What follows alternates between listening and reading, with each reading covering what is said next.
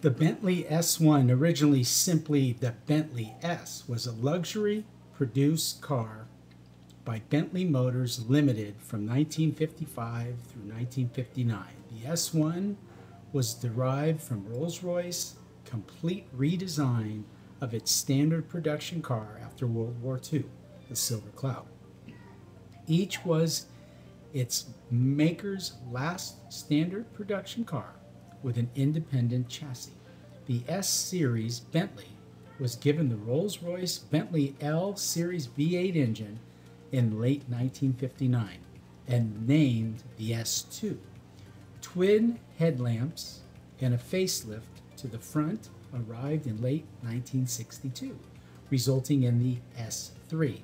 In late 1965, the S3 was replaced by the new unitary construction Rolls-Royce Silver Shadow derived T Series. It was announced at the end of April of 1955, and it was noted that the existing Continental model would continue. The new standard steel replaced the R-type standard steel which had been in production, with modifications since 1946. It was a more generously sized 5 or 6-seater with the body manufactured in pressed steel with stressed skin construction. Doors, bonnet, and luggage locker lid were of aluminum, having a total new external appearance, although with the traditional radiator grille. The main differences from the R-Type were 3 inches longer wheelbase, lower build without reducing headroom, and with an enlarged luggage boot, which is the trunk, softer suspension with electrically operated control of rear dampers, lighter steering and improved braking, engine capacity increased to 4887 cc's, the same size as used in the Bentley Continental, and there was a 4-speed automatic gearbox that was standard, with the ability to select individual ratios if desired. As with the preceding Mark IV, Mark VI, the R-Type Bentleys, there was almost no difference between the standard Bentley and the Rolls-Royce models. This Bentley S, differing only in its radiator grille, shape, and badging from the Rolls-Royce Silver Cloud 1. The model shared the 4.9-liter straight-six engine.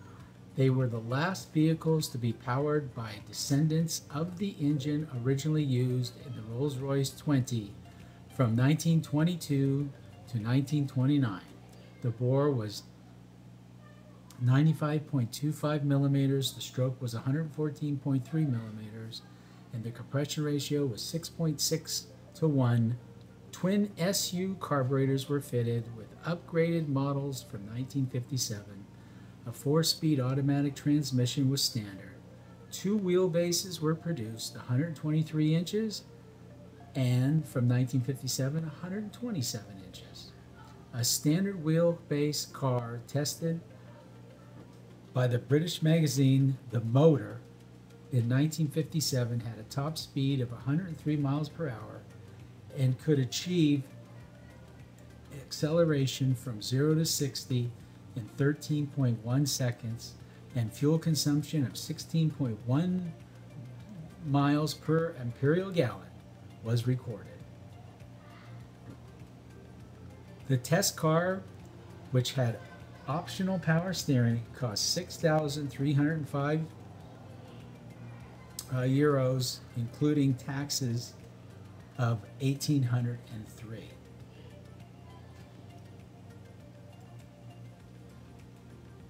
A high-performance version S Continental, chassis only, was introduced 6 months after the introduction of the S1.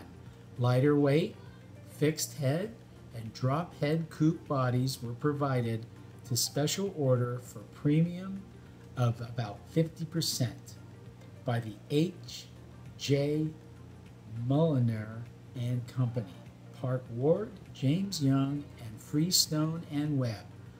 A pre-production two-seater fixed head coupe on a new chassis was designed and built for Bentley for the Bentley factory by Pininfarina.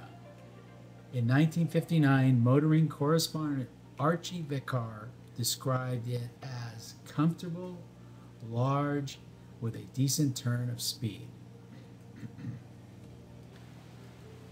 Replacing the R-Type Bentley, launched the S1 as the predominant luxury car. Among these were the Continental, which was meant for custom coach-built bodies in the same theme as the R-Type Continental, to underline the sporting potential. Bentley fitted a shorter radiator, a higher transmission ratio, and an optional manual transmission. These were some of the most expensive cars produced in that period. When launched, the S-Series Bentley was almost identical to the Rolls-Royce Silver Cloud 1, except for the front radiator treatment. Both models used the same 4.9-liter inline-six, which could power the car up to 120 miles per hour. The chassis was built from box section sheet metal and could support a variety of different bodies. In October of 1955, the Continental chassis became available for custom coach work. In total, 431 S1 Continentals were manufactured, and the bulk of the bodies were built by H. J. Mulliner as a fastback sports saloon.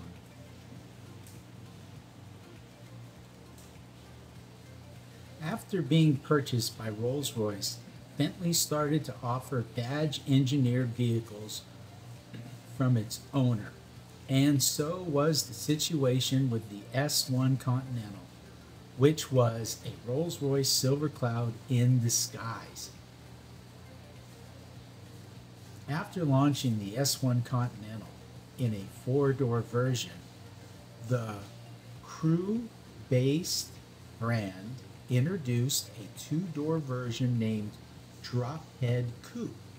It was clear that the Bentley brand was focused on the driver's pleasure in handling the car and not on being driven in it. It was time when car makers started to lose the formerly used fenders and create the so-called ponton-shaped vehicles, where the side panels formed a continuous area, yet at the front, the designers didn't know exactly how to deal with the headlights and placed them between the engine compartment and the inner sides of the fenders in a separate lower mounted cluster.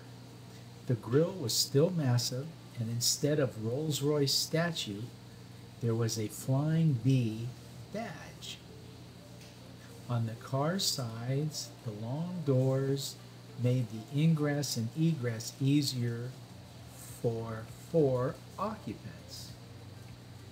The curved slope trunk lid followed an arched line toward the chrome bumper at the back. Inside, at the front, there was a pair of bucket seats separated by a center armrest. The dash panel covered in wood featured a center-mounted radio.